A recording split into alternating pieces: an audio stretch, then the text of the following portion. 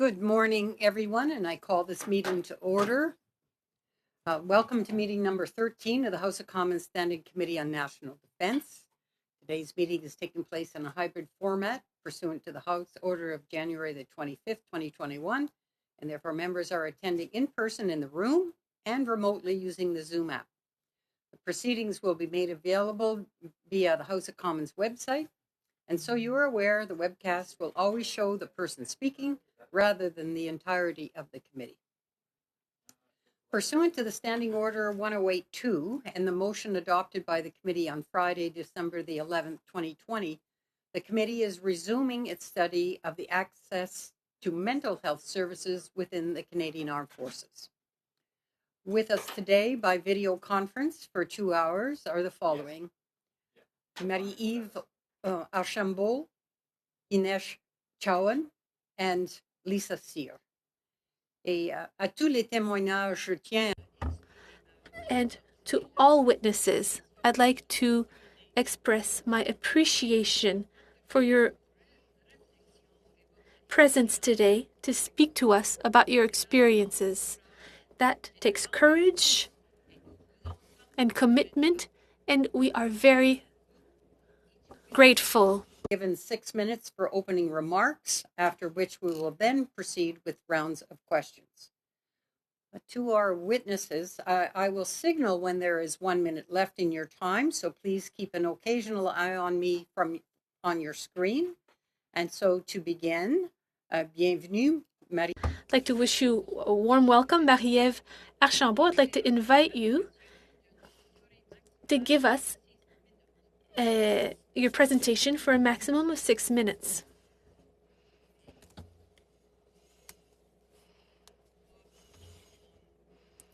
Microphone, please.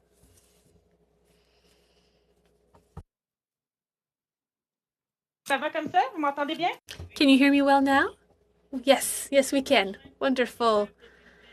I have been the spouse of military for 20 years. My husband suffers from PTSD rather, and I am experiencing the repercussions of an inefficient program. We have several children, and my husband was deployed several times, and despite the fact that the symptoms were already present, he was able to pass the screening. In 2007, when he returned, he voluntarily went to look for help by, unfortunately, what we call the steps of shame. We understood that if we continued the process, there would be an impact on his career, so he would no longer be able to go back into the theater of operations, which was very important for him, which is the case for most CAF members. Their identity is very close to that of being a CAF member. He even negotiated with the psychologist so there would be no note on his file. He had asked for no medication and for no orange flag if ever there were any promotions possible. And he got this special exception. It's not normal that people who need care have to choose between shame and care to feel better with themselves and with their family. The symptoms have gotten worse. Nightmares, aggressivity, hypervigilance. I could go on and on. They're trying to make us believe that it's not as taboo as it was, but that's not true. The impact on my family has been disturbing. I brought my husband to the military hospital. He had physical symptoms, which gave me access, and then he was seen in the emergency room. I went up to mental health to ask for help, and first I was refused help because I wasn't an active military member. My husband had to give his consent to be able to speak to what was going on in my home. I said that I was not responsible because I was talking about risks to his life. Finally, they took on my husband even if he didn't give his consent. What I thought was help was the beginning of the end in our case. There was confrontation in regards to his symptoms from the very first day. He had a major breakdown. We had to be sent away. We were sent home with a pamphlet which explained that my husband suffered from PTSD, which was jargon for us, not with any more help than that. There was a lot of collateral damage with my children. When I asked for support, we were sent to a place that was over 1 hour by car from my home. I am a mother of 3 children and I work full-time in social work in the health sector. And we were therefore being told that we each had to see someone different every time. I had to do 3 hours every week, which was impossible for me. There's no universality of care in each region. It's difficult for people who aren't on big bases. I'm talking as a family. Of course, they're taken on in the military, but for family and for their children, it's much harder. And it's hard as much for the military member as for his family to get services in their mother tongue, which is something we should really work on, because even for my spouse to go speak about his story on a language that is not his, try to explain his emotions in another language than his own, was very difficult, and sometimes things were not well understood. We gave a lot of medication to my spouse, but they never really worked on the actual issue. It's as if they wanted to shut down the symptoms so that the member would be calm, so that civilian services could take him on once he was out of the military. People who suffer from PTSD are no longer very useful in their workplace, so they are set aside. Something rather shocking happened in our case. My spouse went to psychiatric services several times.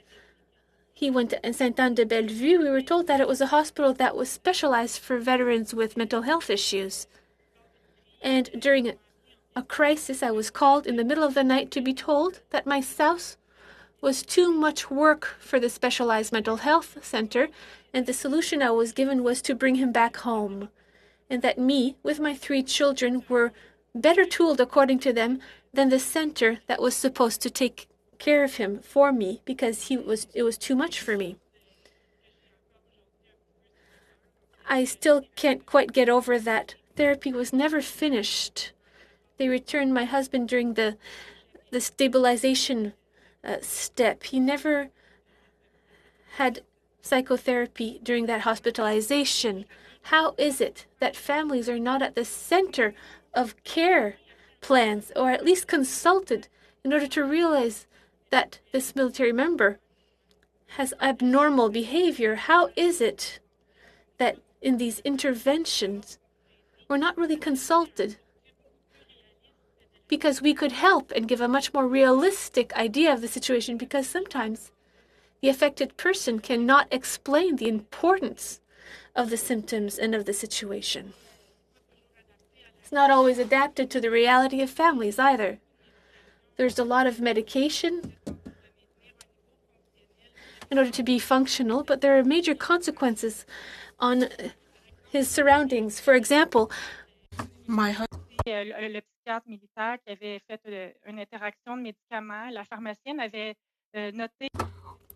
He was diagnosed with diabetes and he received medication, and later on he was hospitalized in another center, and the diabetes disappeared. In July 2020, my husband wasn't doing well at all. I contacted his physician by email in the region where we are now living, and I said that though I was not military personnel, I required a response because I was fearing for his life. I wrote that email on the 19th of July. I received a reply a few days later without having seen my husband, I was asked if his medications could be increased. That was the solution that was proposed. On the 27th of July, my husband attempted suicide. He wanted to die. He was saved at the last minute by policemen when he was trying to jump over a bridge. He had taken along military material, and he had a pile of clothes, and he had deposited his military ID because for him it was unacceptable what he was going through. The police lieutenant in my area tried to intervene with the military because he had been destabilized by the words that had been said by my husband. I gave my approval. I gave his registration number. He was never able to file a report. So my husband was sent to a civilian center for 4 months because no one in the military could help us because his crisis was too bad for him to go to Center and the Bellevue. So he remained in a civilian institution. I asked for psychological assistance for me and my children, and after 2 sessions, I was told that finally, considering that my husband was not yet a veteran, I did not have access to refundable expenses, and I was asked to refund and only come back when my husband will become a veteran. I didn't pick the date when my husband decided to commit suicide, so I was really destabilized. It's even more shocking that I later discovered, after making a request, that the social worker who had received our file had refused giving us help because her husband was also part of the military. She knew our reality. She made a request for exemption for us to be treated, but the request was denied, and she was told that they prefer that services be provided by people who knew the military situation less. This is pure nonsense, in my opinion, because social workers working in normal circumstances do not know what the military members and their families are going through. There was also a suspicion of sexual violence that was made, and the response I received was that I should contact his civilian doctor because it was not up to him. We are talking about sexual assault, and I was beyond myself. The new doctor had no trust relationship built with my husband. This was a new transition treatment. I found this absurd. The return to civilian life is hell, particularly for people who are sick. There is no follow-up for them or for members of their family. My husband, for example, is not fit to even fill out the forms that he needs to fill out. We have no assistance, and I really do not know what military forms are all about.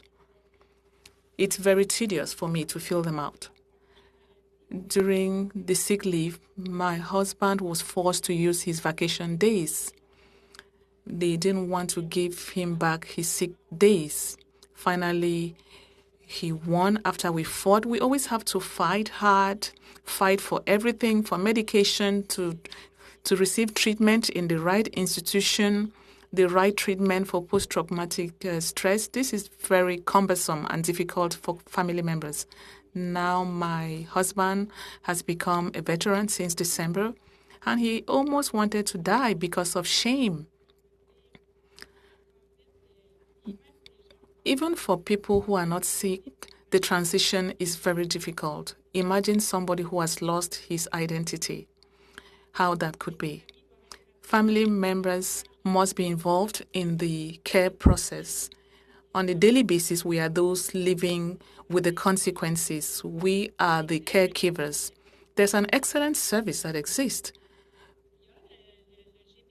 The GBSO, which is supported by peers. But I don't know if you know about this, but a military spouse, must give his or her authorization for the person to receive service. In Valcardy, the spouse is even asked to be registered by the military personnel. Do you really think that those who do not want to be identified as people having such problems, violent spouses, those with drug addiction, do you think that they will give such approval? This distress is there amongst family members, and sometimes it's more than for the personnel. Continuation of service is a challenge.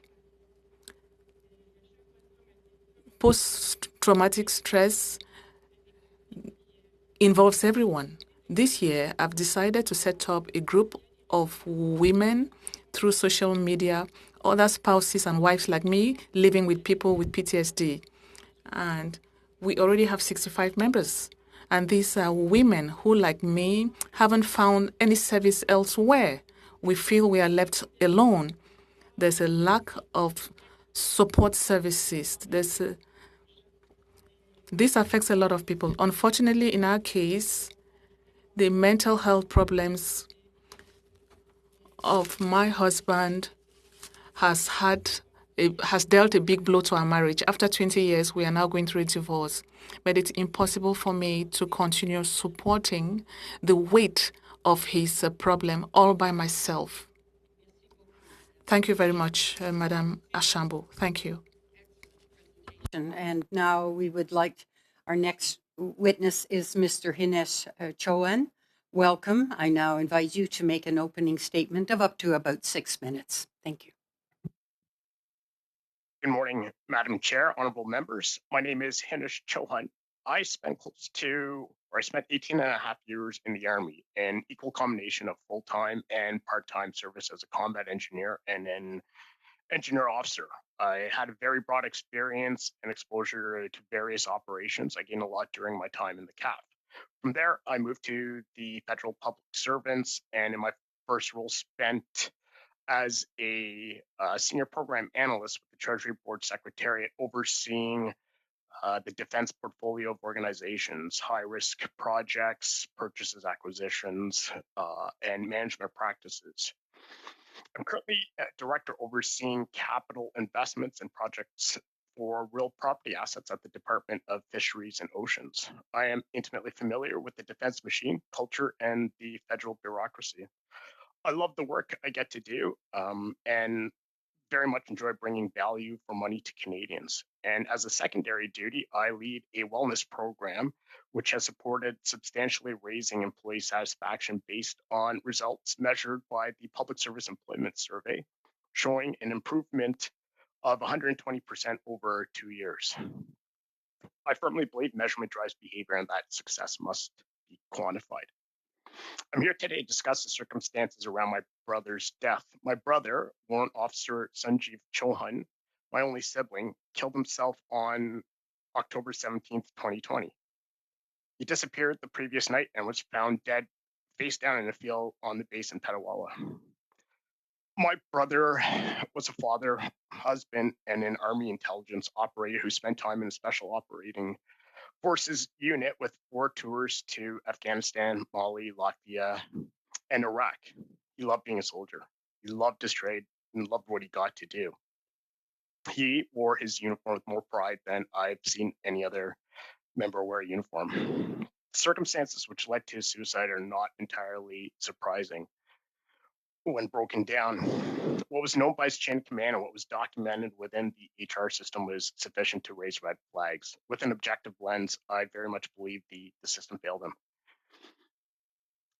In looking at the 2019 report on suicide mortality in the Canadian Forces and several other findings and reports, he had most of the indicators listed by D&D as a factor leading to suicide. He had multiple tours in a short amount of time. He was with the Special Operations Forces unit. He had a brain injury. He had PTSD and other psychological conditions. He had been put on a medical category. He began drinking and had alcohol-related incidents. He was very recently separated. He had a disciplinary issue and a pending court-martial. He had a previous suicide attempt. He had a family member who committed suicide. He was isolated and removed from his unit after the incident, which would lead to a court-martial.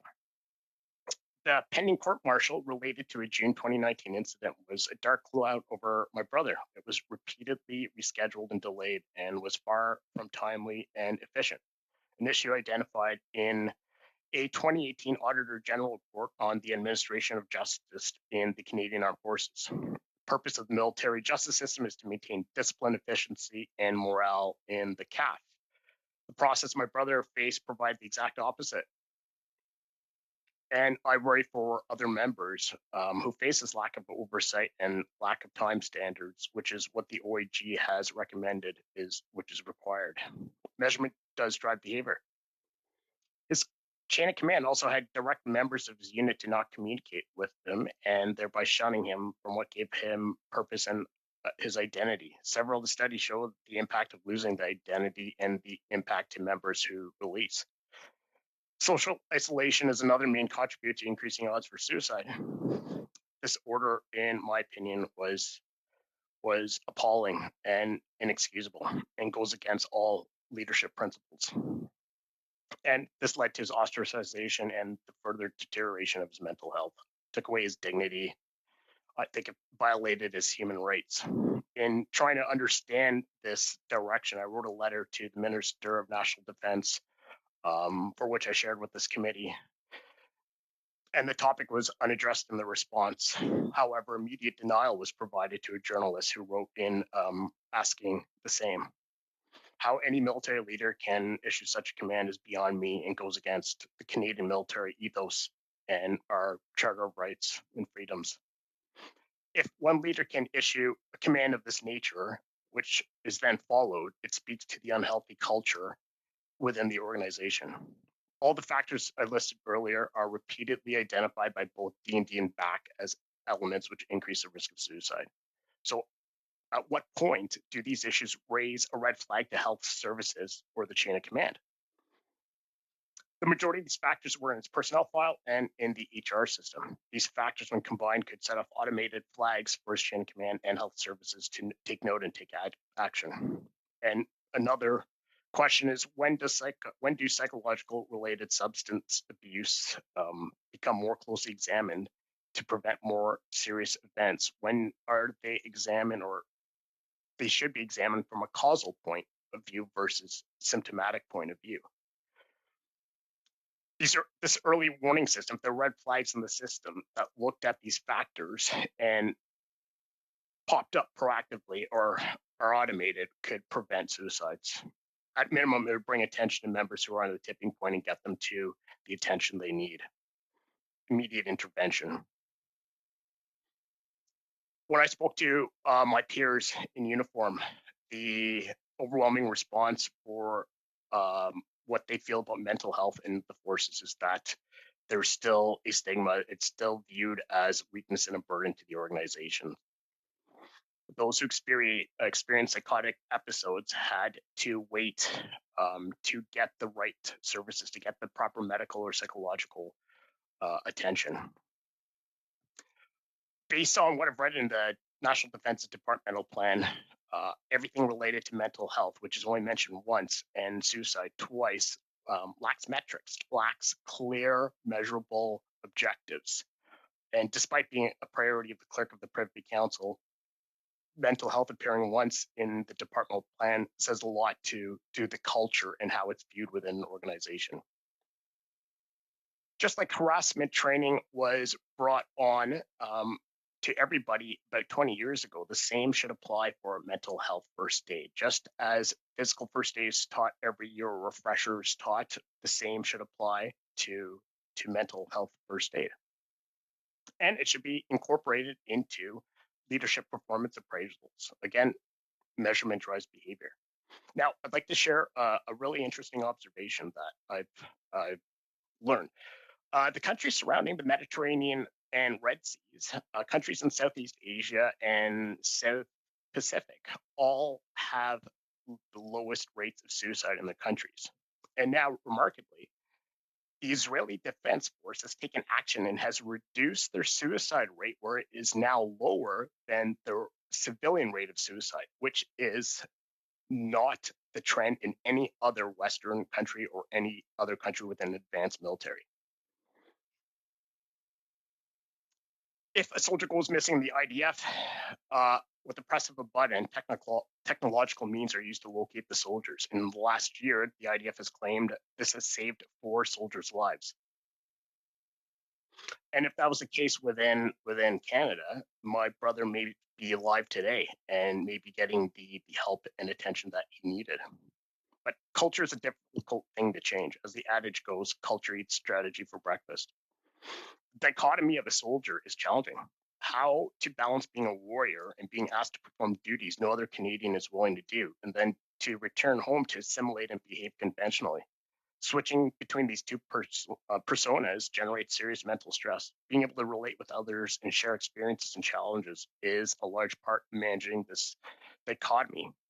However, the traditional venues that exist for bonding are the messes and legions, which revolve around alcohol. Study after study show that numbing through addiction is counterproductive and very common. And these same studies show that exercise and positive social interaction are the simplest and most effective tools to reduce symptoms of depression, anxiety, and improve mental health and resiliency. I firmly believe that this committee, VAC, D&D, and the Canadian Armed Forces should examine how healthier social interaction can occur, where fitness and movement are encouraged and supported. I believe this would be a catalyst for an organic shift in the warrior culture where mental illness is viewed as any other physical illness and further decreases the stigma, and where members of the CAF and their families develop healthier coping strategies and resilience. This dialogue has to continue. The education awareness must continue. Quantifying objectives and outputs must occur. Creating that accountability within the leadership must occur. Meaningful measurement and reporting must occur. Measurement drives behavior. Thank you, Madam Chair, for this opportunity. Thank you very much, Mr. Chauhan. And notre dernier témoin aujourd'hui est Lisa Sear. Our last witness for today is Elisa Sear. Thank you for coming. You take the floor for 6 minutes.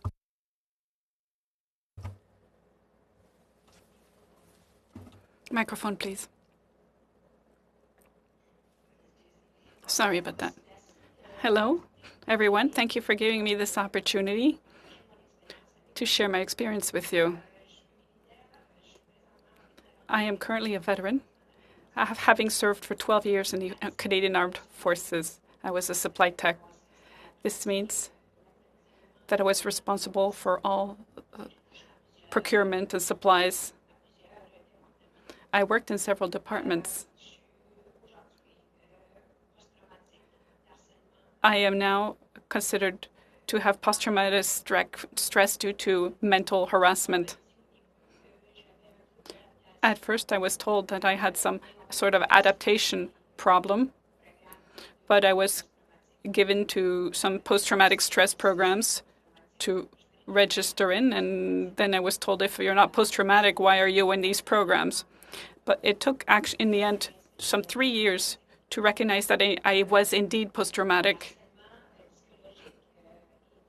My psychological harassment is due to my 12 years of career in the armed forces. When you're first going to the armed forces, you're giving a binôme, and there was an incident on the eve of my graduation due to a trip of the chief corporal.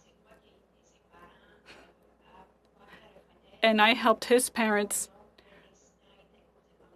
recognize the fact that the incident was caused by the armed forces.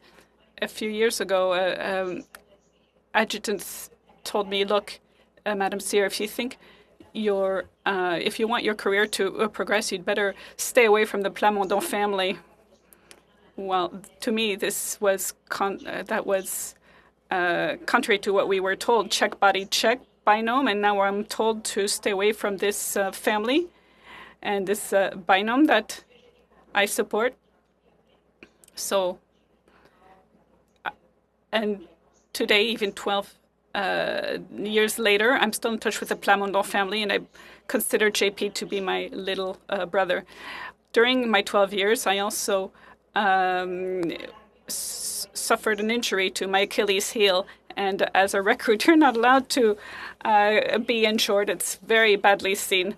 And so I wasn't a good runner because I had a problem with my Achilles heel. And if in the army, if you can't run, then you're a complete loser. So throughout my career, every opportunity was taken to harass me mentally. At first, I thought, okay, well, this person is having a bad day and is just venting on me. But then when we had Fridays that finished at noon and we needed someone to stay on until the end of the day, it was always Madame Cyr. Or I was told, well, you were in physiotherapy this morning, therefore you'll stay till 3 p.m. Then I thought, well, why should I be penalized? Because I am in physiotherapy and obtaining legitimate treatment. This continued throughout my career.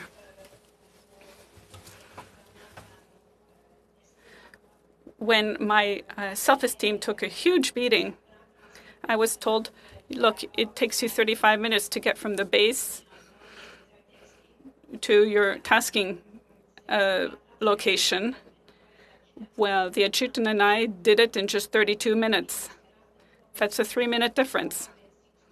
So I'm told you're going to have to shower here instead of taking it in the base right after your training.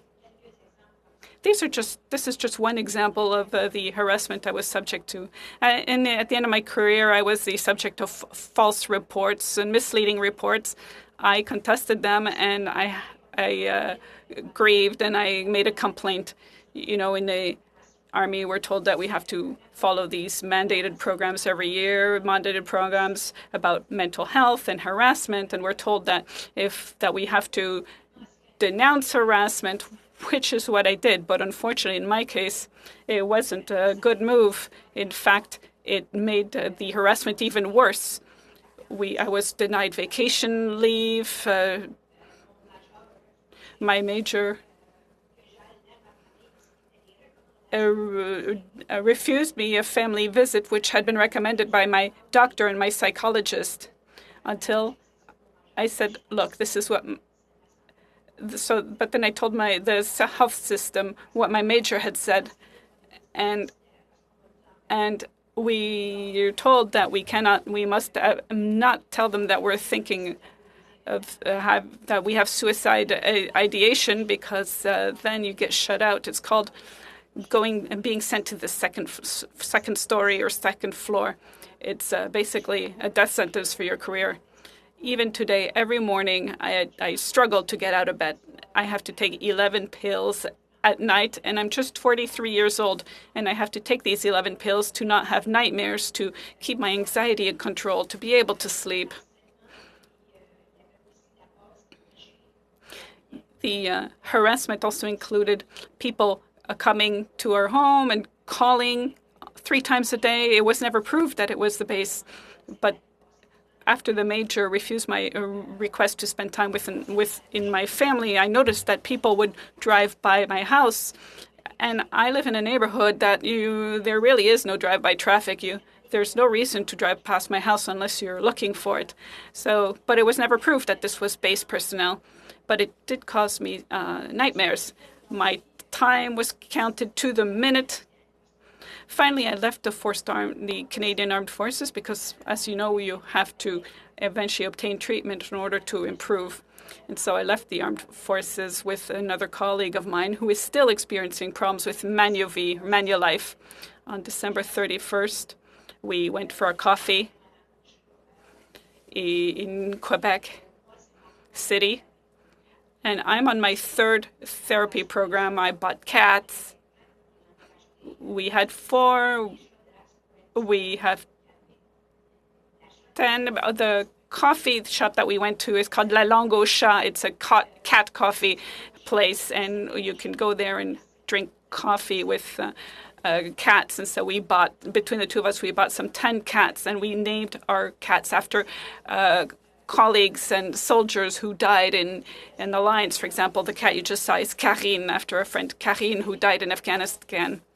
Now, I'd like to follow a 3rd regimen of therapy in order to share this cat cafe with friends, with military friends, with veteran friends, and with the general public who is struggling with mental health issues.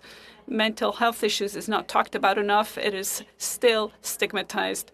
In June, I went to the cat cafe to speak about my life experience, to tell them that to me.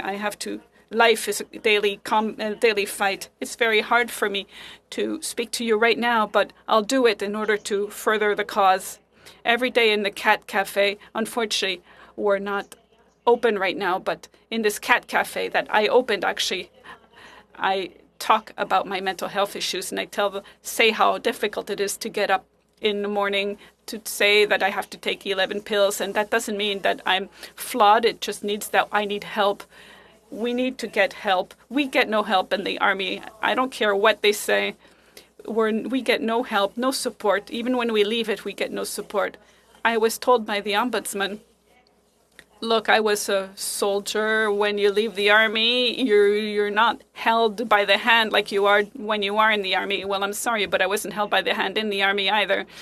We have so many forms to fill. It's impossible to fill all these forms when you're suffering from post-traumatic stress, and yet you're left to your own devices. You ask for help, and you're sent right and left. Everybody is sending you away from A to B, B to C, and C to A. Even Manulife is giving us a hard time. Manulife wants me to reimburse them $25,000 because I bought a company to help myself with my mental health and to help others, the Malangosha Cat Cafe. This is a problem because the armed forces are telling me that, and by the way, it looks like it seems that when you leave the armed forces, you're responsible for your own for submitting your own paperwork. And it seems now that I've lost 15% of my salary. And now the problem is to know who will authorize Veterans Affairs to reimburse me my year's salary. And in that amount, they include the $25,000 I supposedly owe to Manulife, because Veterans Affairs said that if I had participated in the rehabilitation program, I would have had my $25,000 plus 15% of my salary. Now, I'm supposed to know all this? I'm supposed to know the ins and outs of the rules and regulations? And I'm told, well, you should have had training for this. And yes, I did receive training, but in March, and I left the armed forces in September. Now, if you have a post-traumatic stress syndrome, as the other lady said, you forget such things. You don't have your entire mental faculties. I have to have notes here to speak to you because I know what I want to say to you, but it doesn't come out. My home, if you were to be able to see it, you'd see it's a complete mess. I know what has to be done, but I can't do it. That's post-traumatic stress for you. You have suicidal ideation. Your family is trying to understand you, but it can't. You become suspicious. I am suspicious of everyone now. I cannot trust anyone. I'm trying to come back to a place of trust, but I just can't anymore. I just do not have trust within me. And I'm told, well, you have to fight. You have to try. It's easier said than done. When I went into the army, I entered as a supply staff. I have a bachelor's in psychology and nursing. And to me, a leader is someone who tries to raise other people up. That's why I went into the armed forces, to raise people up and hopefully one day become an officer, because I entered in the lower rungs because I wanted to learn the basics first. And what I learned is that the army is not what you think it is. The army doesn't have leaders, it has gangs. And if you're not part of the gang, then you're trampled and you're set aside in a corner. That is the reality of the armed forces. Mental health is poorly seen. Going to the proverbial second floor is very poorly seen. And that's what armed forces members experience every day. We are singled out. We are tossed aside. We are harassed. The armed forces is talking a lot about sexual harassment, but they're not talking about mental harassment.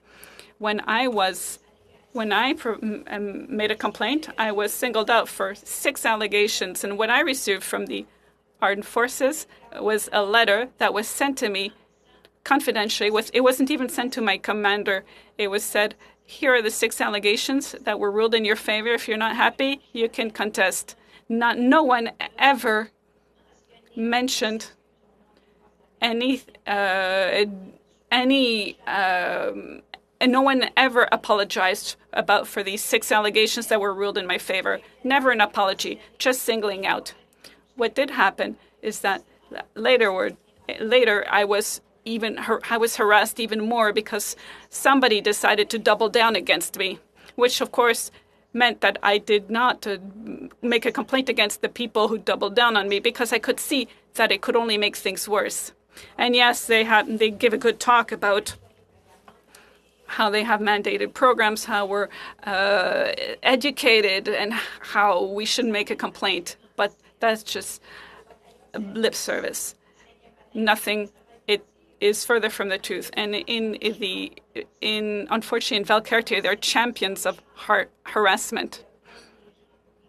They think people are stupid. They destroy their lives. They destroy soldiers. They destroy their families. They're really good at that. And it's very difficult for me to say this today, but I'm proud to finally be able to say it, and I hope you will pay attention. Thank you, Madame Sia. To the questions from the members of the committee. And today we will start with Mr. Benson, please. Well, thank you, Madam Chair. And thank you to all our witnesses today for sharing these tragic and powerful stories that you've told us today. They're very, very powerful stories, and it shows there's a lot of work that needs to be done, and there's certainly some failures that have taken place in how we're dealing with our armed forces personnel. I'd like to talk a little bit, maybe all of you can answer this, in terms of, I think, with the member, it's critical that the whole family is involved in how they recover what's going on in their lives.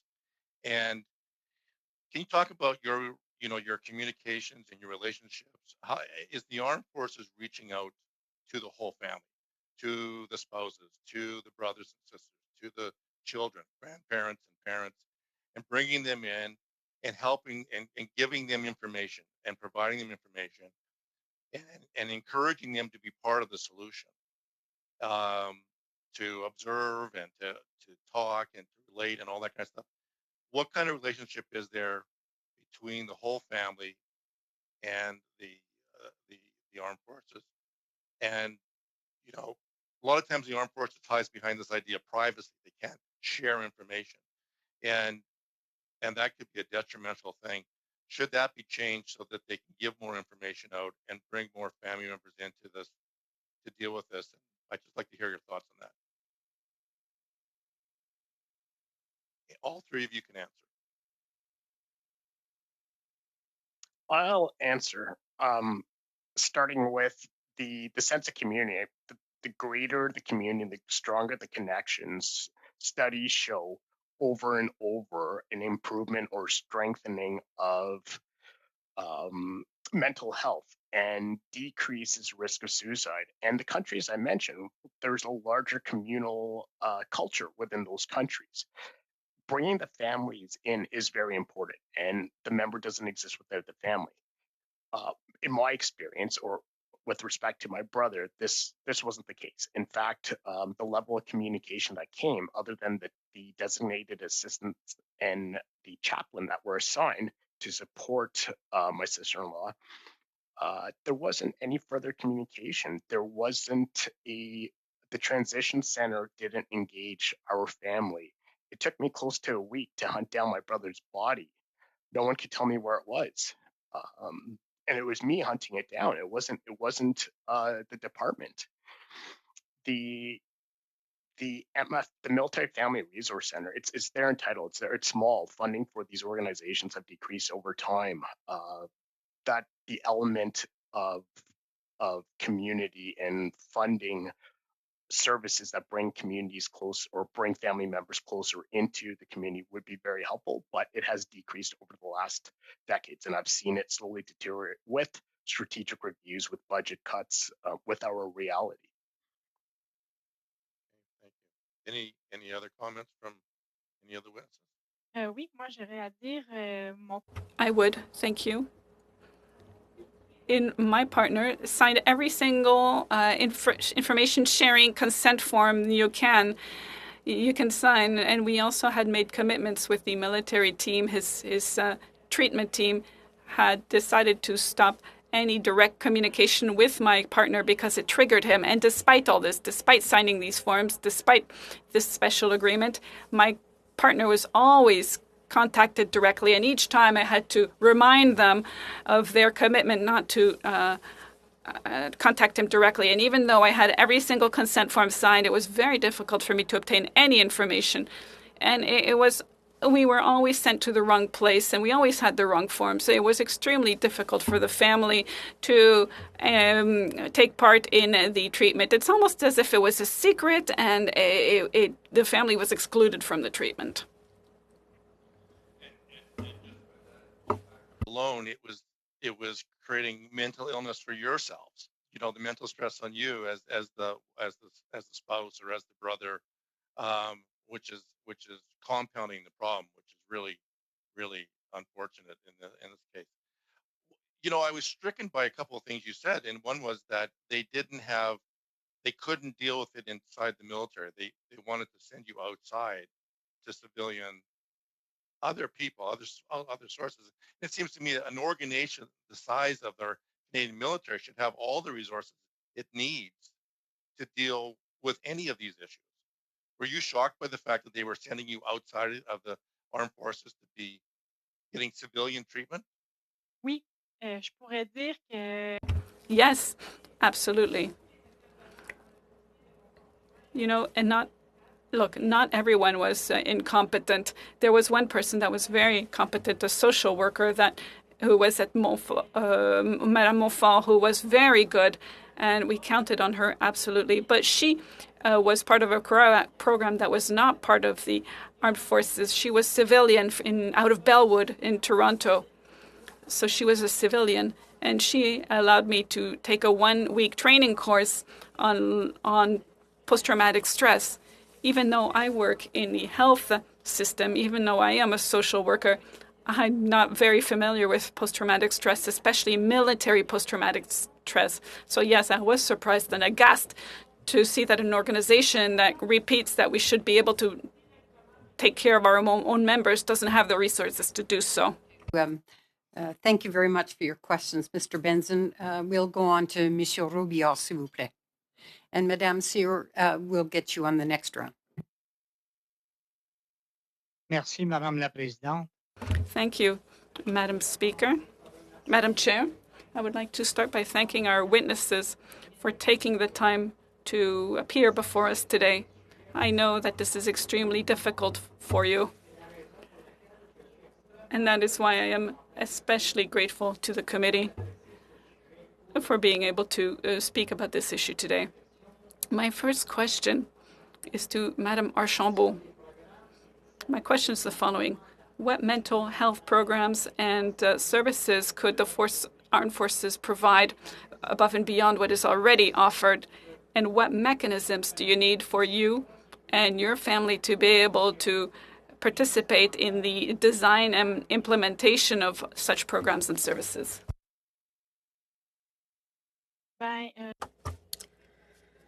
I think it would be important to involve spouses and the children. It seems to be something we easily forget, that these people are also fathers, they're also spouses.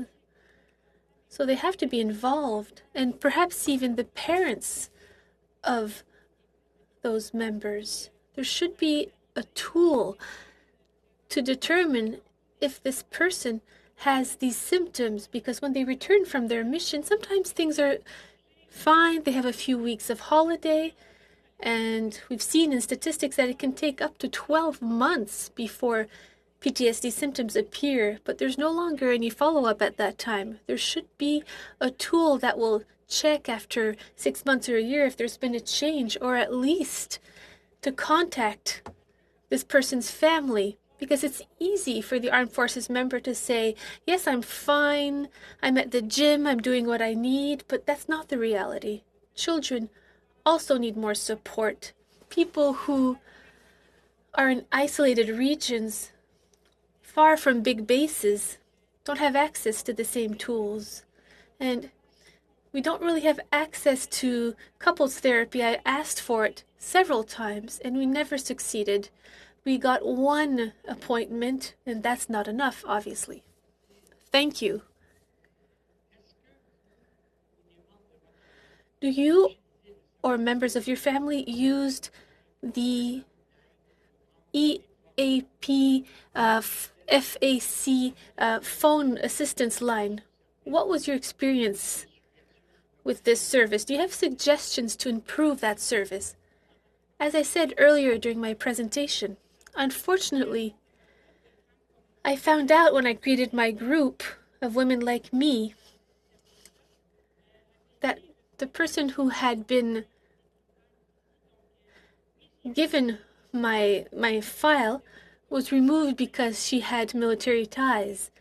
I had to call to ask for help. I also called the command chain to keep them aware because in my spouse's case, this is PTSD that's been lasting for several years. He had already not gone in person for 3 or 4 years to the office, so no one had any links with him. He was living isolated in our home.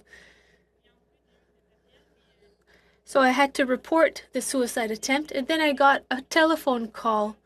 In that kind of crisis, a phone call wasn't enough, is not what we needed. You also talked about mental health in your own language, in your mother tongue. Could you tell us about access to mental health services in the mother tongue of these patients?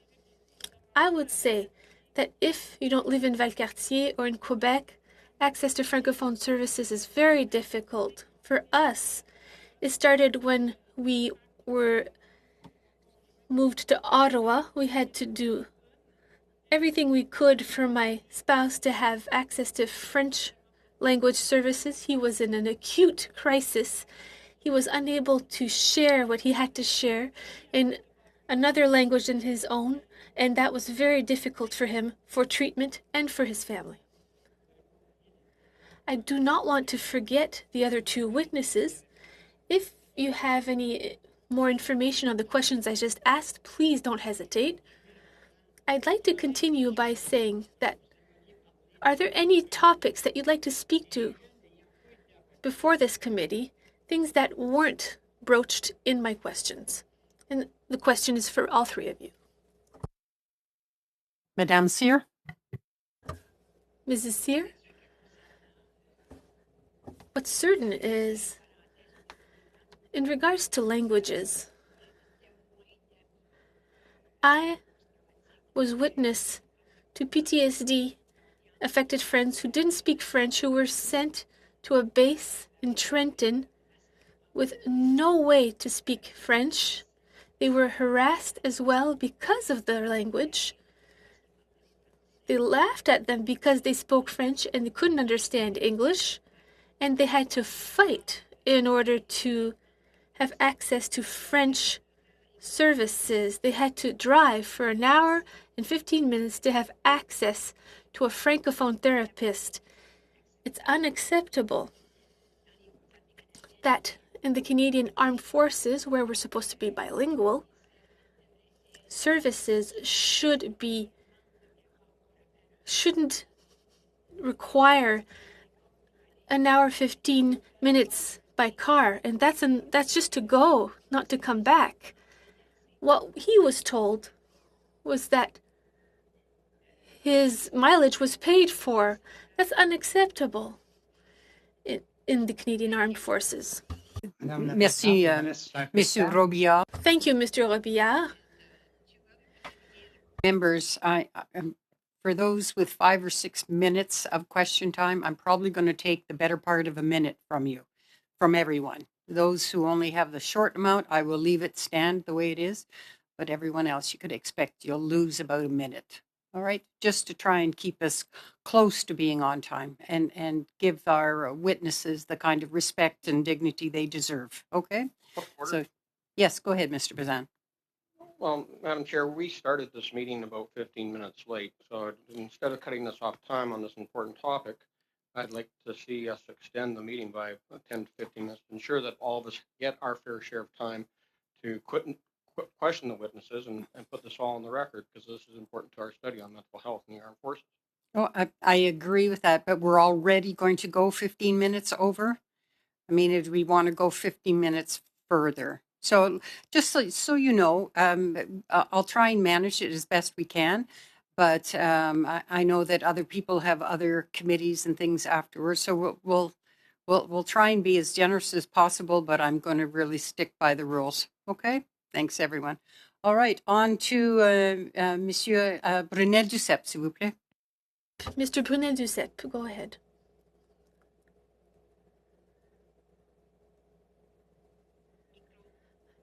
Microphone, please.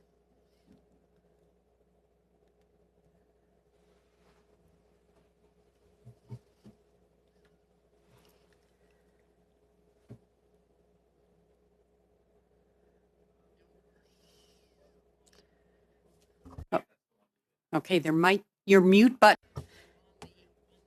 phone on the wire itself. Did you? Là, c'est bon? Ça marche? Can you hear me now? All right, I apologize. I was scared there for a second. First of all, I'd like to thank our 3 witnesses today. I think we've all been very moved by your testimonials, and I think of all your courage, not only for appearing today, but also the courage you need to have every day. So, frankly, you have my admiration. My first question is for Mrs. Cyr. We know that suicide is a major issue, and I'd like to know, according to you, do the armed forces, do they act preventively for suicide, or do they act only when it's too late? Thank you for your question. They act much too late. They wait until we're at the end of our rope. They ask, in my case, they waited to hear me say that I was going to try and do some kind of magic trick before they did anything. They said their harassment was always right on the line between what's acceptable and what's unacceptable. I really had to say that I was going to take my own life. And at first I was even told, why call the media? Because I had mentioned, when I commit suicide, a letter will be written. I'm going to denounce what's going on in the armed forces. And they won't be able to hide all the other suicides that they hide. And the media will be told where I'm at. The media will know what happened in the Canadian Armed Forces, and they will know where my body is if I decide to take my own life one day. And I was told, why tell the media? Ms. Cyr, why should I tell the media? Because you're hiding the reality of what we're going through. Yes, they act much too late. We have suicides almost every day. Whether they're active or no longer active, it's unacceptable. When we mention every day, when they say that they do everything for mental health, when they say that we have support, that we have care, that's not true. It's not true that we have all that. I'd like to apologize because I want to use the most of my time. What about hierarchy?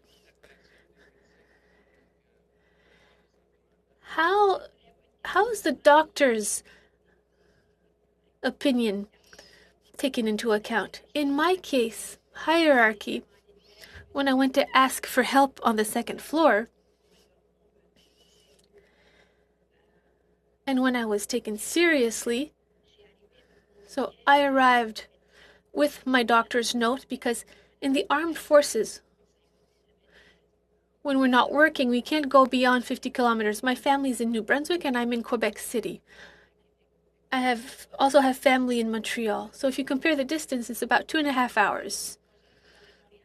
2.5 hours to go to Montreal or to New Brunswick. So the doctor and mental health services wrote a memo to give to command to authorize me going to my family to be able to talk about my issues with my family, to have their support.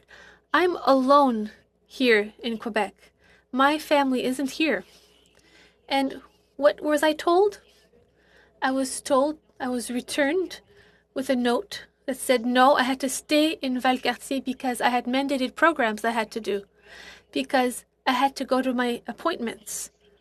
What appointments are they talking about? I'm not working right now and I need my family's support. What I was told? They started calling me at home, morning, noon, and night. I called the police and I was told that because there were no death threats, they couldn't go see whose phone number it was. But it was quite a coincidence with the major's memo saying that I couldn't go and see my family. It lasted for months. They were in my street every day, and that's the support I got from my chain of command. I'd like to ask you one last question, because I don't have much time left. I'd like to congratulate you on your cafe. It must be really good for the military and for veterans to see that kind of initiative. Do you think that military and veterans is mental health taboo? Yes, it is. Even among us, between colleagues. We don't want that tag. We don't want to be labeled as someone who has PTSD or has mental health issues. The first thing I was told was that I didn't go to Afghanistan. I can't possibly have PTSD. I was made to understand that, well, from what happened, I have physical issues such as fibromyalgia. I have PTSD. I have migraines. Not only do I have a mental health issue, but I also have several physical ailments.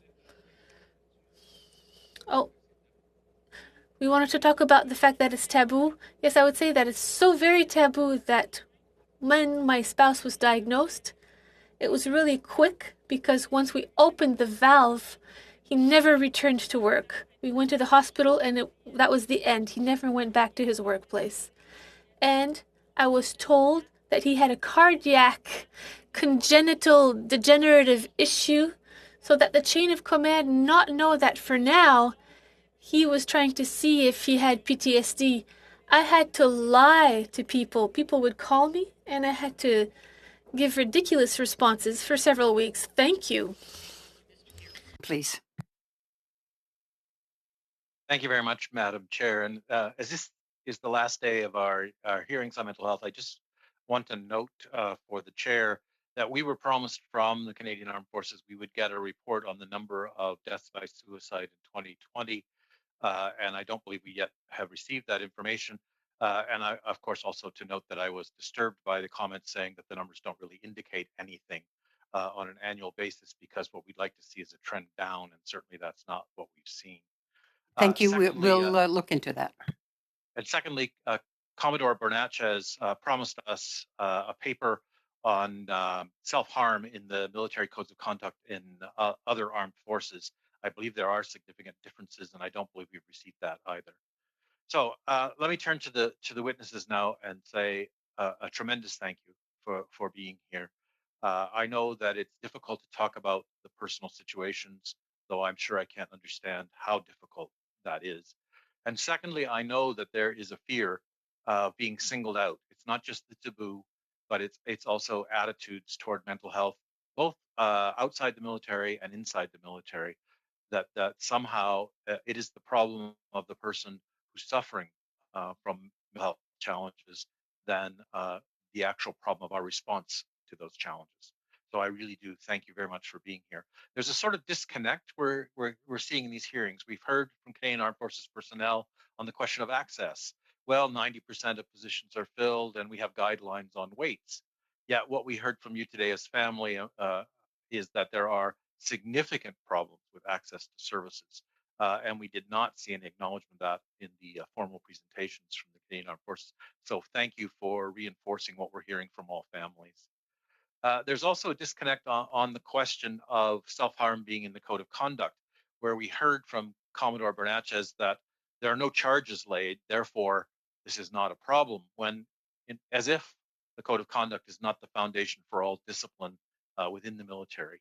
So my specific question today is about the response of the Canadian Armed Forces, in particular to suicidal ideations. And what I've heard many times before is that discipline is often the first response. And if it's not formal discipline, it's measures that look an awfully lot like discipline to the person who's suffering from those mental health challenges. So maybe, Madam Archambault, I could start with you. Did it seem that discipline was the first recourse from the Canadian Armed Forces? I wouldn't say that it was necessarily discipline, but I can say that it's not always taken seriously. In our case, I raised a flag to say, I'm afraid for his life. I had videos, I had filmed my spouse's behavior, and we had no news for several days, and we thought it would go away. And unfortunately, there was a suicide attempt, and as I said earlier, we are separating now, and I'm afraid when the time comes what's going to happen with my spouse, because he's still ill. Archambault, I think it's very, very important that you've mentioned the Facebook group with 85 members, because I think there's a tendency for the military to tend to say, well, we have some isolated cases. And so I thank you for the work you're doing there to bring people together, because there's strength in doing so. Mr. Chohan, on the question of response with discipline as part of the military response, could you comment on your brother's situation?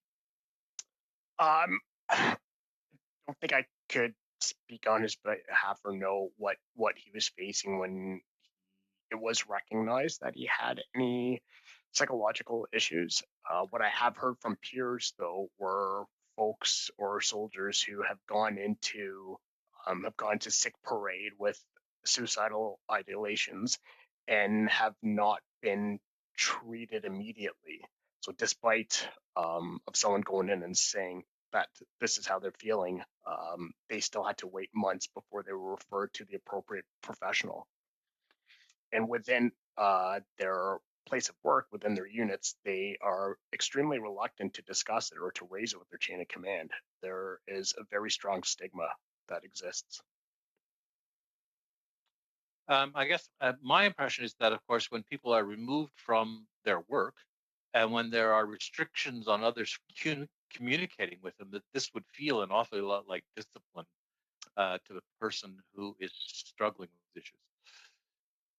Agreed. Yes. And Madam Cyr, the same question to you is about the response to mental health challenges, the response to complaints of harassment. Have you seen a response with disciplinary measures?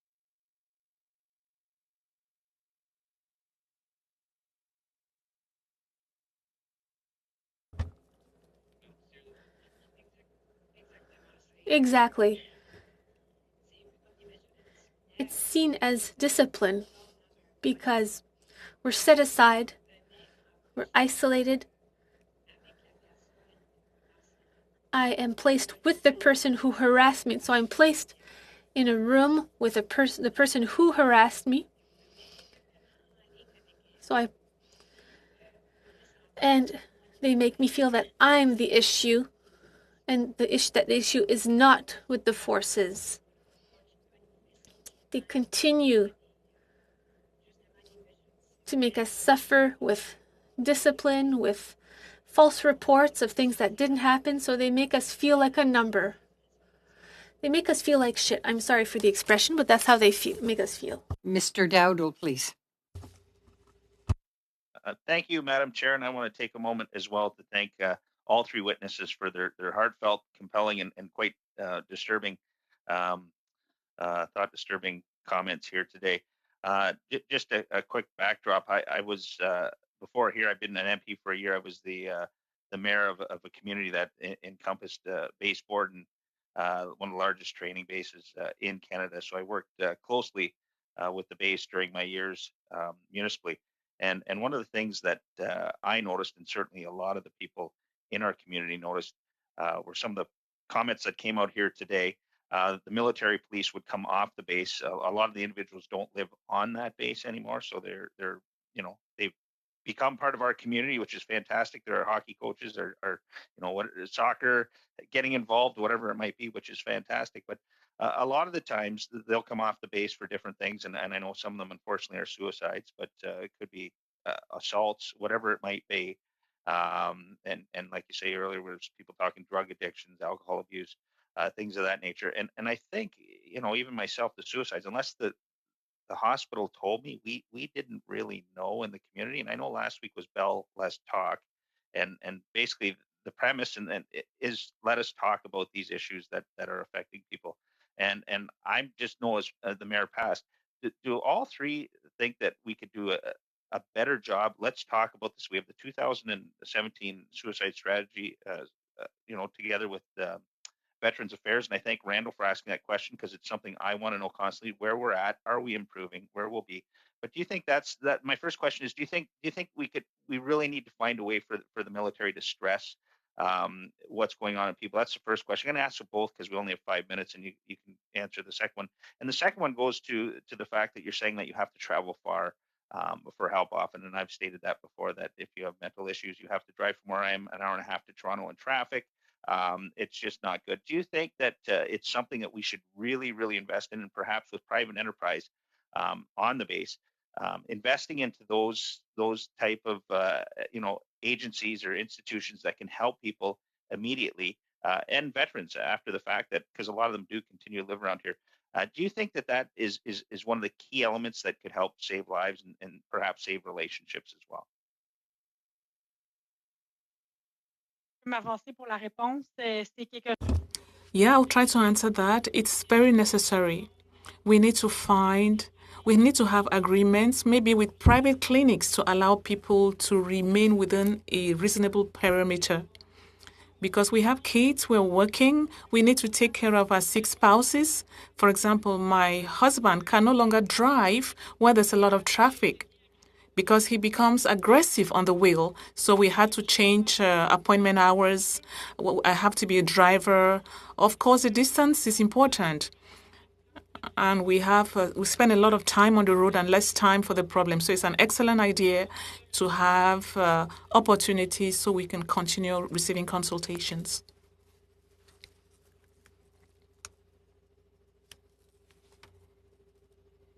Did any of these individuals want to comment on that fact?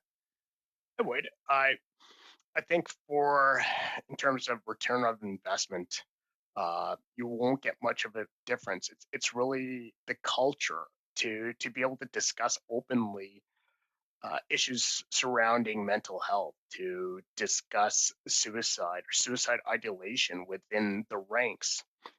Military leaders need to be more open and show humility and discuss this with their troops, to be open, to show that they're human, that the challenges they face at home and professionally match what others are facing, and that there's a broad spectrum of these issues. And the minute we are more open about it, the minute that culture shifts, there will be less of these surprises, because they won't be surprises. There'll be a greater dialogue amongst peers with the chain of command, helping those members get the services they need. It's really about cultural change and putting those resources towards increased awareness training, increased mandatory training, and creating metrics, creating targets that leaders need to strive for and reach, that they're measured on annually.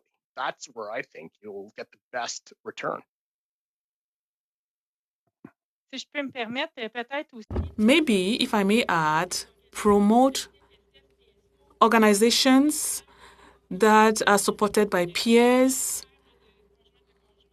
spouse-to-spouse support. Such organizations are helpful. Yes, we do talk about Bell, Let's Talk the Talk. All that is good. But we also need such organizations between military peers because there'll be more acceptance and we'll be able to support more people. Mr. Spengeman, please. Merci beaucoup, Madame la Présidente. Thank you very much, Madam Chair, Ms. Achambeau, Ms. Cyr, Mr. Chairhan. Thank you very much for your testimonies. Thank you for deciding to appear before us to talk. It's very important for us to listen to you directly and personally to understand the scope of the problem, as well as the nuances. Ms. You and to your family on the loss of Warrant Officer Sanjeev Rahman Chauhan, your brother. And I hope that in some way our conversation today will be part of honoring his life and his service. You spoke about the systemic challenge that we're facing in your opening remarks. There's a lot of talk about systemic issues. It's Black History Month, Day 1. We're looking at systemic anti-Black racism in Canada. We're looking at equity, diversity, and inclusion systemically across so many different areas. And we're looking at gender equality very prominently as a way of lifting up the Canadian Forces as an employer for all Canadians. If you look at the continuum of mental health, all the way from wellness to the worst outcome that your brother suffered, suicide, and if you look at service all the way from recruitment to transition back to civilian life in the armed forces, what are the big systemic changes that need to be made to really get to the root of this problem? There were some solutions discussed earlier in testimony with colleagues that are very promising, some of which are already underway. But how do we change what you referred to in your previous exchange with my colleague, Mr. Benson, as culture? How do we change the system itself to be much more sensitive to this issue that really starts probably much earlier on symptomatically than when somebody even contemplates suicide or self-harm? Thank you for that question. That's a very big question. Based on the nature of how the Canadian Armed Forces works with the hierarchy, the ability for lower ranking members to come forward and speak up in a town hall or any sort of forum won't happen. It never will. It hasn't. Having something like an anonymous survey with pointed questions to then measure, not unlike the public service employment survey. I think that's a very effective tool to establish a baseline of where we are and identify the specific areas that we need to improve. And in terms of the cradle to grave perspective for a member to recruitment to release, I don't think there's any one thing that would help a member throughout their career. I really think it's a matter of identifying those gaps within the system to then work towards filling those gaps, but really getting input from the members that are facing these challenges without repercussion and creating that baseline for measurement. A second question, I'd like to get the views of Madame Archambault and Madame Cyr as well. In your view, is the system of help that's available right now still too demand-based in the sense that it's up to the individual service member to seek help at the very time when she or he, because of the illness and injury, isn't in a position to actually do that? Should there be more of a shift towards a supply-based approach to providing healthcare and mental wellness?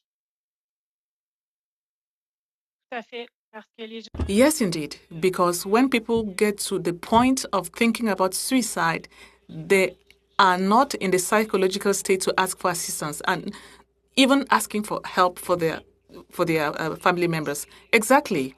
When we get out, we are affected, we are taking drugs, we lose our memory. In my case, sometimes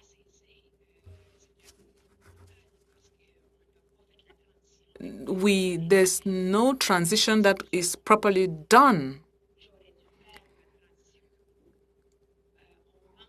We lack support to do things the way they were supposed to be done. Everything is left up to us. We are dealing with our physical and mental problems. We have to deal with the paperwork that is not ending. We don't know what we're doing. We don't know what we need to do. That is a big gap. In my case, I have to fight to get 25,000 to 25,000. So it's going to be about a year since I've not had a salary. After spending my entire life at the Canadian Armed Forces, everything is up to me. It's unthinkable. There's a clear lack. There needs to be more staff who can help veterans who know the system and can help us better. Sometimes the problem is that we are dealing with people who have no military knowledge.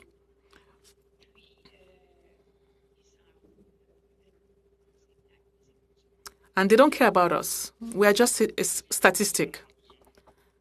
Thank you. Mr. Brunel Duceppe, you have the floor. Thank you, Madam Chair.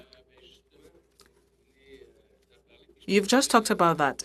I think that you all mentioned the fact that it's difficult when you leave the Canadian Armed Forces. It's difficult to have medical follow-up or to know what you need to do. Once you are out on day one, you don't even know the services you're entitled to. So I understand that is a major challenge, and that has to be improved upon as quickly as possible. But if you are complaining about this lack of follow-up, Madam C, who do you turn to? If you want to complain about the lack of follow-up, do you contact the ombudsman? What is your ombudsman service like? Exactly. We are always referred to the ombudsman for whatever reason. It's like our ultimate tool. In my case, I called, I made a request, an application. I requested for help. I said I was owing Manulife 25,000 because I had to contact a company myself to help me. What I was told was that, we're sorry, Madam C, you have lots of things on your file which are not acceptable. I was like, what are you talking about? Are you talking about the 25,000 with Manulife? She was talking about cases on my file, and I was told, I'm also a veteran. You have to work your things out, work out the application. I was lucky that I'd spoken to my social worker the day before, and I was told that what I was suffering from was not yet recognized by the forces, and that I had to look at my rehabilitation program. But sincerely, if I had been going through a bad phase, and sometimes that's what is going through, but that day it wasn't the case, I was able to control myself. I was mixed up instead of helped. So I could no longer control myself. And then I turned to my ACIAA intervener, and he said, well, that's what we talked about yesterday, but what I'm hearing now is something else. And this person is supposed to be a former person from the military. Some of these people don't even have the capacity to help. This is not pleasant at all. Thank you very much. Mr. Garrison. Thank you very much, Madam Chair. I want to express my condolences again to Mr. Chohan for the loss of his brother, but I'm also going to ask him to do something difficult here. One of my constituents who I've gotten to know over the past decade, Sheila and Sean Fines, lost their son to death by suicide in the Canadian military nearly a decade ago. And we were told in committee that, well, the processes have changed since then.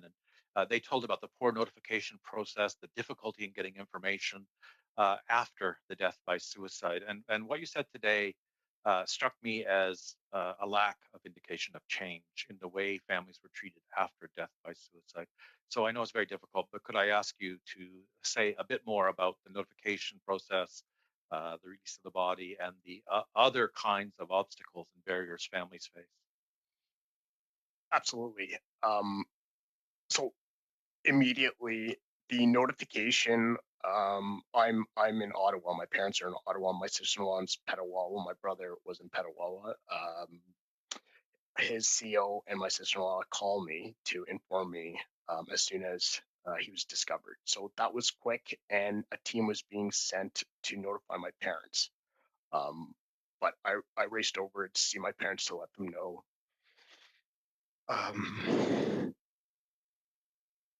Before the team got there, definitely the hardest thing I've ever had to do. And then the following day, I went to Petawawa to help my sister-in-law, and there were departmental or designated assistants who are fantastic. Everything in terms of the red tape, the bureaucracy, the process, that was hard. It wasn't as if someone sat us down and said, hey, this is the list of things to do, only because I was in the military and a bureaucrat and know how poor websites and information is laid out, was I able to hunt it down, reach out to a friend to get an information booklet on it, and was able to guide her through it. The frustrations of trying to find his body, that was just extremely disappointing. He died on base? It was the military police that were called. They would have been able to tell me, or should have been able to tell me. It's within their jurisdiction, but nobody could. The process, the first thing I asked for on the first day was to get the paperwork for continuation of the medical plan services, and that didn't come until I wrote a letter to the minister's office, and then she got that paperwork, which was over a month later. There was no one at any point that was able to hold our hand, a single point of contact to walk us through the process to make sure everything was okay. And don't get me wrong, the designated assistants are there to do that, but they are members in trade that were the same trade as my brother. They're not administrative clerks. They're not people that understand the release process. So they're just playing the middleman. It was extreme. It is difficult. It is frustrating. And even on release, and for my release, it was quickly shown the door. It was medical release. And because I was gainfully employed, I was in the reserves at the time. I was gainfully employed. And once it was recognized that, oh, you've got a good job, fare thee well. And in the case of my brother, it was pretty similar. And there were other complications. For example, he had a pending court martial. He wasn't convicted. It didn't go through. In trying to get access or have him get access to the National Military Cemetery, we got a response saying, nope, he can't go. He can't access the cemetery because he had a pending court martial, but he wasn't convicted. And I had to fight for that, for him to gain access. So there's no real single point of contact. Having a single point of contact that had a single list that tells you what to do, who to call, how you have to go to CRA for this, how you have to go to the funeral home for this, you have to contact Veterans Affairs for that, you have to contact the transition center for this, you have to contact.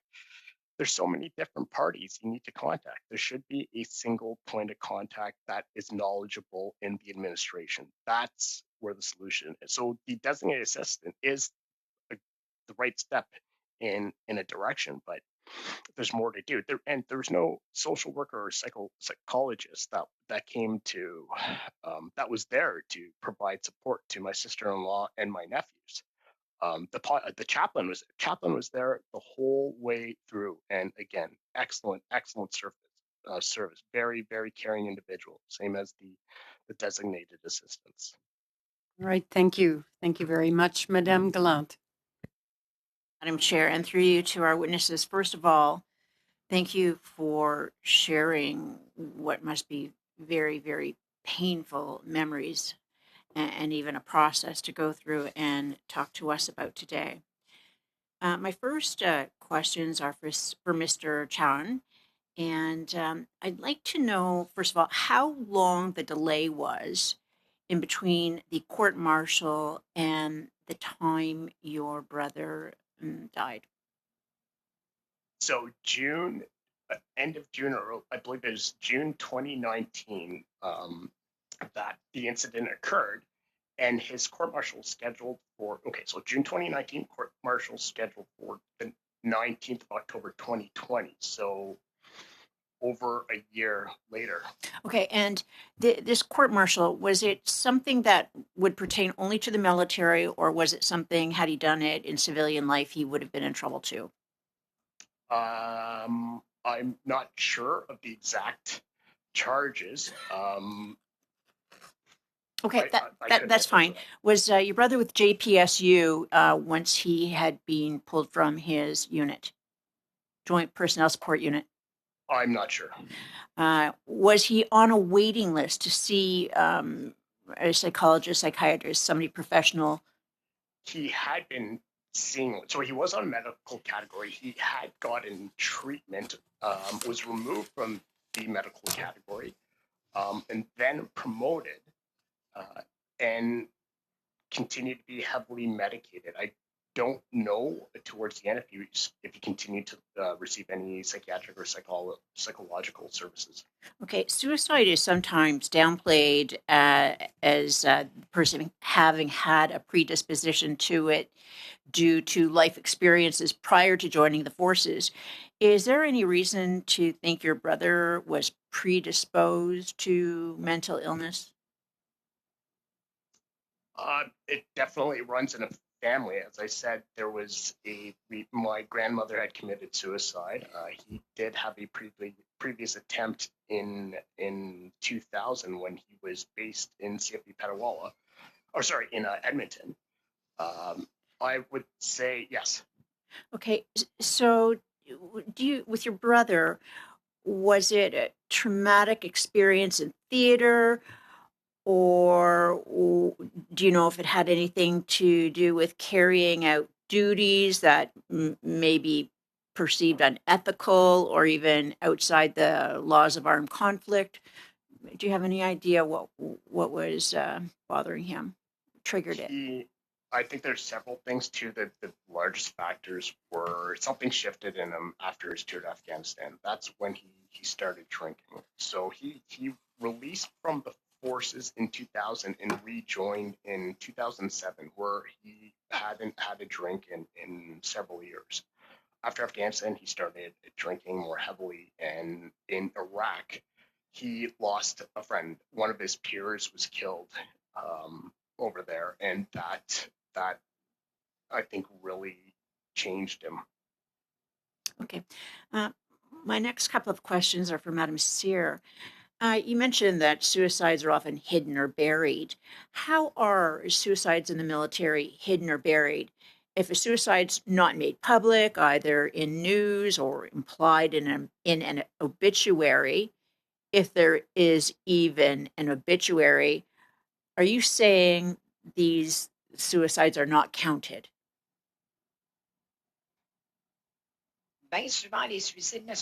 Well, often suicides are not counted because, as I said, they're disguised as something else. Or they are suicides are attributed to personal reasons and not professional reasons.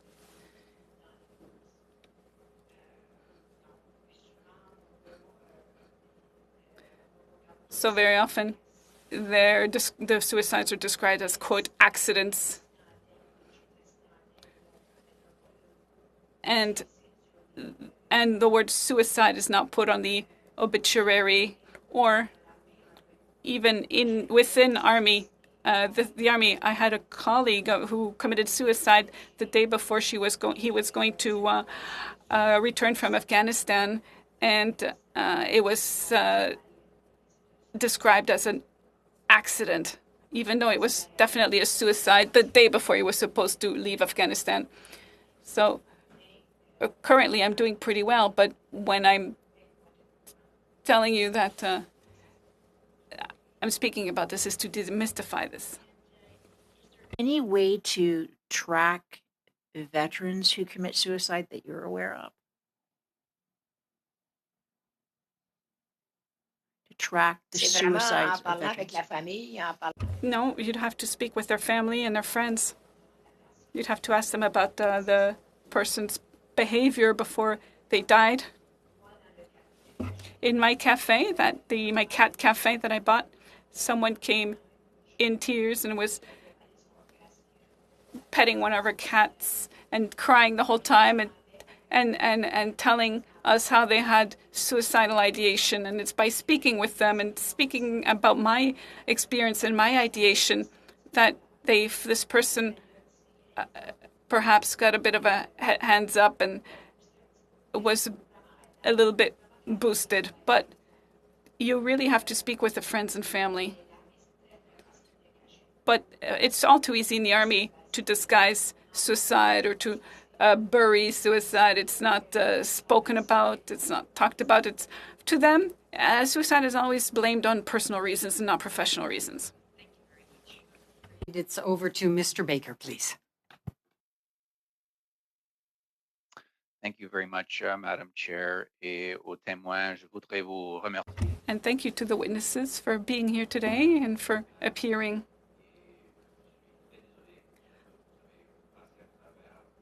I am sorry for what you had to experience. The events you've described are just deplorable. Now I just have 4 minutes, so I have a question for Madame Archambault.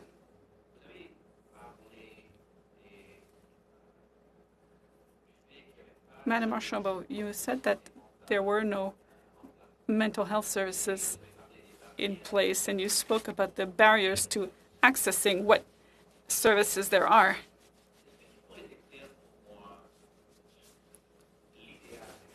Could you describe the ideal experience to me? What experience did you and your family have to go through with Armed Forces support? Well, it starts with identifying the issue.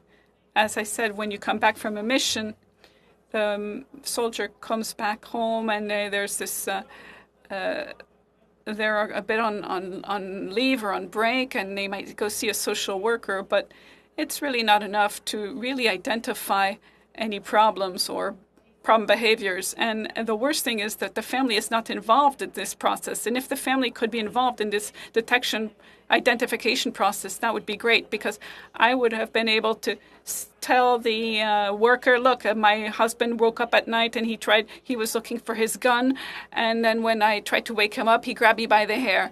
And if the social worker had known about this, it might have changed the direction of his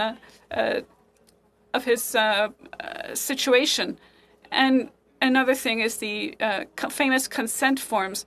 At first, my colleague resented me. He thought I was trying to destroy his career and shoot him in the foot and trap him. But that's normal, because a soldier, when they come back from posting, they sometimes get very suspicious and paranoid. And we had to undergo this suspicion and this paranoia for about 10 years, because that's how long it took for him to allow me to intervene, and that's how long it took him to sign the consent forms. And even when we have soldiers who don't go abroad, they can also have issues. And as soon as we see a change in the behavior of our partners, the family should be able to mention this to someone. Thank you. You mentioned the mental health services you received from the civilian sector, for example, in Toronto. As an MP, if I'm thinking of the services that should be put together for soldiers within the armed forces, should I be visualizing the service that you received in Toronto, for example? Is that an example of the kind of services we should offer within the armed forces for families? Yes, absolutely. In fact, that course is what allowed me to better understand what was going on, because I stayed and lived in Toronto for days on end, and I had training all day with the variety of specialists, because, post-traumatic stress goes is multifaceted. Something changes in a person's brain. It's chemical. It's in the frontal lobe, and it doesn't. The brain doesn't work because of high levels of cortisol, and this has lifetime consequences. And sometimes you just don't realize all of this, all the intricacies of PTSD, and then therefore you don't react like you should to some consequences and repercussions of PTSD. And this training is invaluable because it helps you understand better. Now, this training should and could be organized by the armed forces, perhaps not for a whole week, because I realize it's expensive, but it should last at least one day, and it should include the children, because the children don't understand. Why is Dad screaming all the time? Why is he screaming at us all the time? Why is he not patient with us? And so the children should also be involved. And furthermore, after this class, we should have access to specialists, because doing our own research on the internet is not productive or constructive. Thank you very much. We'll go on to Mr. Bazan, and then we'll go to Monsieur Brunel Giuseppe, and then Mr. Garrison. Thank you, Madam Chair, and through you to our witnesses. First of all, thanks for the candor and the input that you're providing on this very important study. Mr. Tuan, our deepest condolences on the loss of your brother. Your ability to share your experience both as a veteran, as a soldier, as well as a family member who lost someone to suicide is invaluable to this committee. If we had more time, I'd love to drill down with Madam Archibald about the role of military family resource centers, what can be done differently there.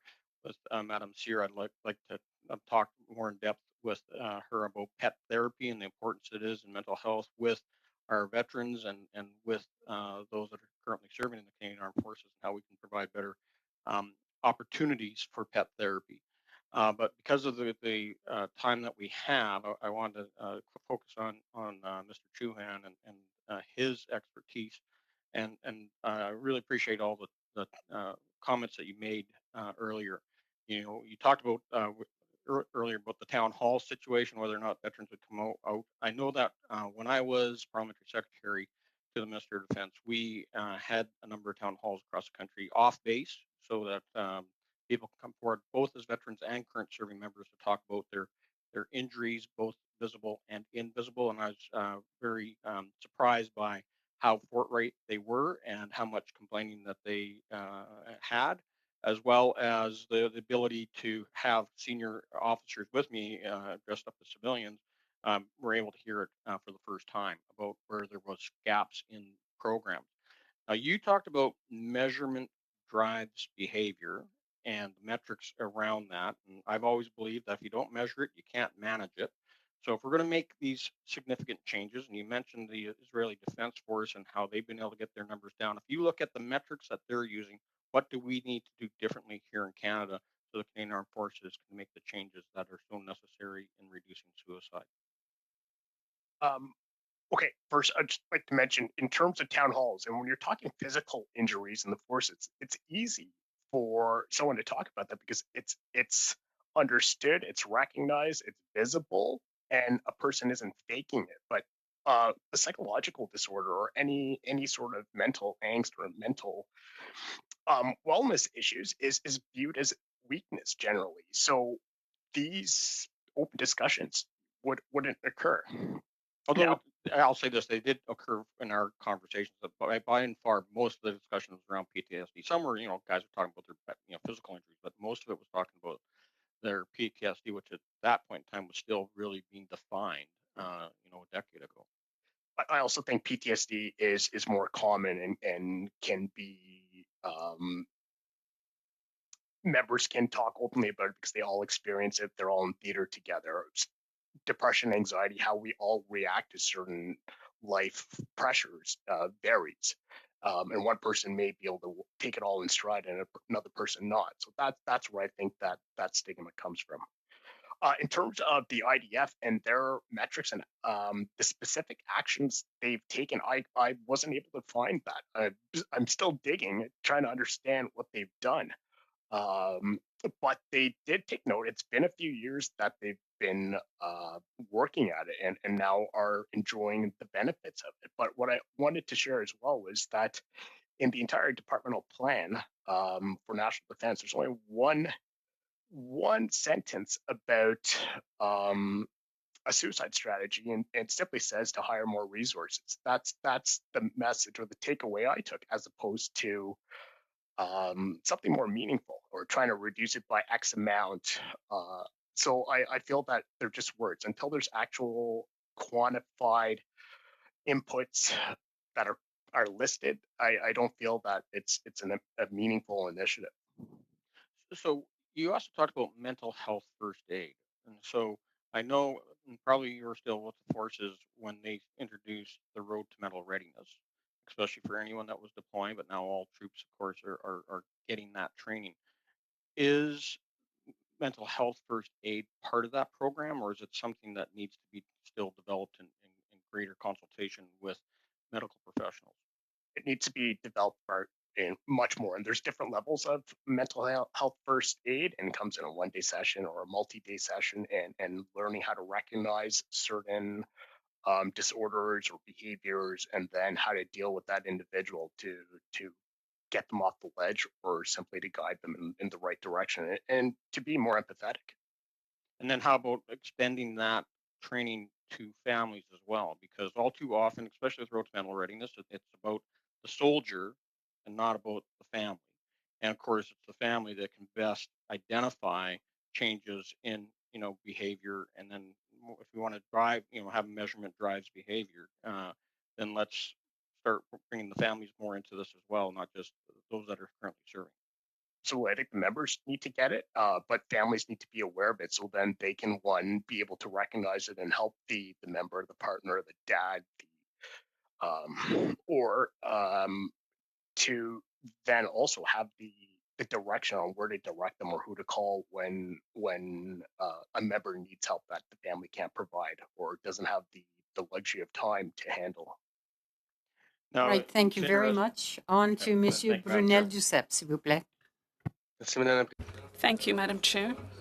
Mr. Chon, you have my sincere condolences for your brother's untimely death. You are extremely courageous to speak to us, as is the case of Madame Cyr and Archambault. And since I have no more time, and I would just like to give you 45 seconds each to give whatever message you'd like the Armed Forces members to hear. So what message do you have for CAF? Anything you like, and thanks again for appearing. You mustn't be ashamed of asking for help, because once you do ask for help, there are some positive aspects to it. It can improve your health, but we must stop stigmatizing people who ask for help, and people certainly not have to get down on their knees and beg to obtain this help. Help should be easy to access and should be given in a timely manner so that lives can be saved. Madame Cyr, I have basically the same message. Go seek help and don't be ashamed of asking for help. It takes courage, but you must do it. Go knock on doors. And if you are living in or around Quebec City, do come to our cafe, Malango Chat, or go check out our website. Reach out to us, and we'll try to give you all the help we can, and we'll try to direct you to the appropriate resources. But just never give up. Thank you, Madam Cyr. Mr. Chauhan. Get the leaders to ensure their organizations recognize that these challenges exist, and to stop the stigma, to get the platoon commanders, troop commanders, company commanders, squadron commanders to talk with their troops and be more open about these challenges. Merci infiniment. Vous avez été merveilleux pour nous. Puis, Thank you. Thank you so much. And I salute the courage of all three of our witnesses. Thank you. Please. Thank you very much, Madam Chair. And Monsieur Brunel-Duceppe. Mr. The end. And so I would like to ask much more specifically, each of the three witnesses, if there was one thing that would be your highest priority, one specific thing, rather than an attitudinal thing, but one change in process or procedure that from the experience you've had that you would like us to recommend to the government, what would that be? We'll kind of go in the order that testimony came. Madame Archambault. I would say that there has to be a continuum of service between the end of a military career and a transition to civilian life. To us, that was the problem. There was a break in the shift from military to civilian life, and that's where my husband fell between the cracks. I really think we have to make the wisest choice for where we're going to direct our resources to get the best results. The strategy, the action plan for suicide that BAC and D&D have produced lists a lot of good ideas, but no tangible metrics. I think if we look at the Israeli Defense Force and what they've done, because whatever they've done hasn't just decreased suicide, there's been obviously some sort of greater recognition and awareness of mental health to be able to achieve that result. Thank you very much, Madame Cyr.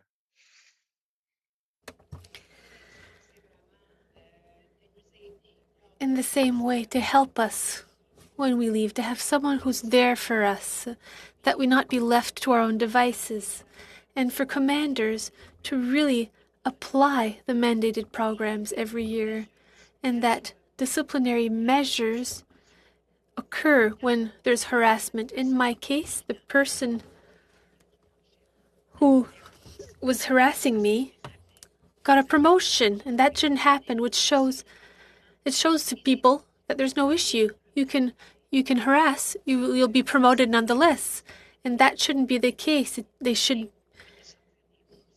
be demoted and even expulsed from the forces. We are not supported. Thank you very much once again to all three witnesses. And I would just ask the chair whether we can ask our analysts to have a look at the record of the Israeli Defense Force in reducing suicides and provide that information to members. Thanks very much. Absolutely, Mr. Garrison. Will do.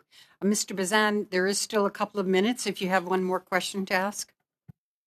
Thank you, Madam Chair. And first of all, I want to just also thank all of our witnesses for their service to this nation, both as veterans as well as military family members. So this is a testament to the sacrifice that each and every one of you had to pay for that service. So, Madam Cyr, just wanted to come back to you on pet therapy. If you could just address the issue of how important it is and whether or not you felt that, I know you said that you ran some difficulties with programming around setting up your cat cafe. And then, Madam Archibald, if you could also talk about whether or not military family resource centers provided you with the help you needed, or at least directed you towards the appropriate resources so that you could, get that counseling as well as a better way to deal with your husband's PTSD.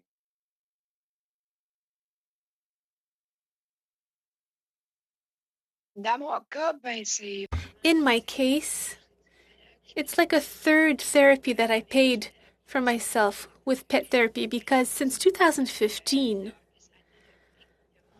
when I was at the worst of the harassment, I had a little Yorkshire, a little dog that entered my life, and I thank him every day for saving my life. My little dog follows me everywhere. He allows me to go shopping. He allows me to go out once in a while. And when I had the opportunity to have a cat cafe, I found that opportunity. Well, first of all, we're the only cafe of that kind that has a little dog among 14 cats.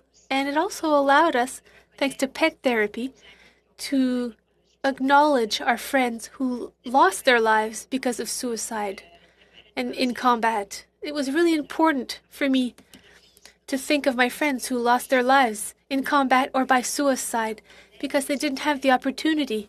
They didn't get the help they needed when they needed it. And they did something they couldn't come back from. For me, pet therapy is something that everyone should have in their lives. We should all have a pet therapy cafe in our community. We also give the opportunity to young autistic children to do internships with us. We give veterans the opportunity to come do some volunteer work with us. Thanks to pet therapy, we really believe, I'm looking for the word, we believe that you shouldn't be judged in our cafe. You're allowed to have a cat in your arms and to cry if you need to. That's what we believe in. We really believe you should be who you are. You have to let out your emotions. You have to be able to eat your panini or eat your dessert or drink your coffee. The way we've done this cafe is that you don't have standard tables. You don't just have tables with chairs. We have rocking chairs. We have cushions and lower tables. When you come into our cafe, you take your shoes off and you feel like you're at home. We want you to be yourselves. We want you to feel grounded when you come here. When you come to our cafe, all the clocks are at 11:01. Why? Because it's very important to us. We want to respect November 11th at 11 when we have a minute of silence for those who fought for us. So in our cafe, when you're there, there are 2 clocks that are set at 11:01. We also have a star, a lit up star in our cafe, which shows that there's a star for us in the sky.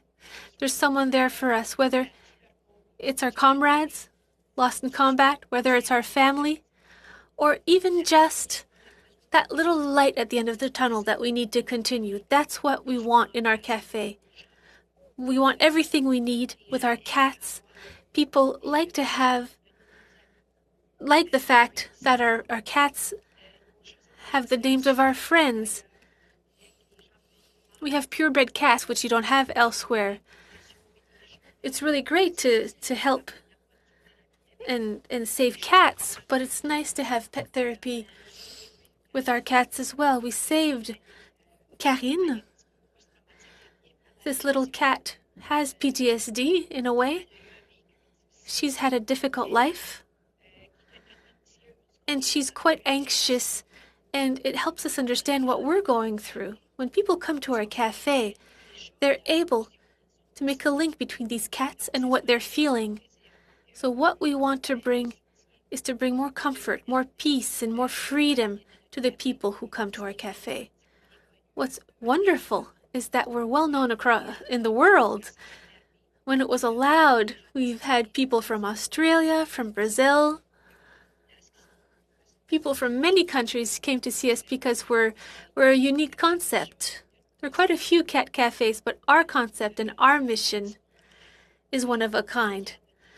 We're very proud to say that we're the only ones who exist who do that. So pet therapy is wonderful.